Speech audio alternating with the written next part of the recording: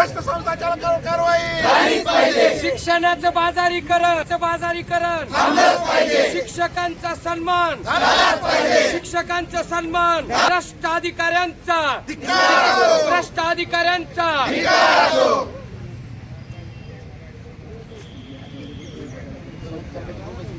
JNT अंतर्गत ज्या आश्रमशाळा आहेत त्याच्यामध्ये संस्था चालकांनी स्वतःचा मनमानी कारभार चालवलेला आहे।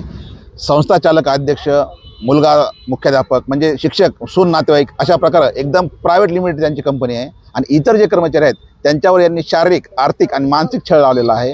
दुसरी गोष्ट म्हणजे आमचं असं म्हणणं आहे की या शाळेमध्ये ऑनलाईन जी हजेरी आहे ती ऑनलाईन घ्यायला पाहिजे। तिसरी गोष्ट, अथर्व पिंपरी या ठिकाणी जी आमची भगिनी महिला स्वयंपाकी जी आहे त्या महिलेला संस्था चालकानं म्हणजे शाळेवर कार्यरत असताना इतर कामं, रानातली कामं सांगणं वगैरे त्याला विरोध केल्यामुळं त्यांचे पती आणि त्यांनी याच सहाय्यक संचालकाच्या ऑफिसमध्ये तक्रार केल्यानंतर त्यांना मारहाण झालेली आहे। त्याचबरोबर वडझरी पाटोदा तालुक्यातील या आश्रमशाळेमध्ये मोठ्या प्रमाणावर गैरव्यवहार झालेला आहे। मजूर जो रोजगार हमीवरचा मजूर जो आहे तो शिक्षक म्हणून करत आहे आणि त्यांनी लाखो रुपयांचा पगार उचलला आहे। या संबंधामध्ये गेल्या कित्येक वर्षापासून वारंवार तक्रारी करून सुद्धा सहाय्यक संचालक इतर मागासवर्गीय बहुजन कल्याण विभाग बीड कुठलीही कारवाई करत नाही, ते संस्था चालकांना पाठीशी घालत आहेत। त्यामुळे आमचं असं म्हणणं की अगोदर यांच्यावर कारवाई व्हायला पाहिजे आणि संबंधित प्रकरणाची सखोल चौकशी व्हायला पाहिजे आणि या बीड जिल्ह्यातल्या संपूर्ण शाळांचं उच्चस्तरीय समितीमार्फत ऑडिट करण्यात यावं आणि शिक्षक, विद्यार्थी आणि शिक्षक कर्मचारी जे आहेत त्यांची हजेरी जी आहे ती मला वाटतं ऑनलाईन करण्यात यावी अशी आमची मागणी आहे।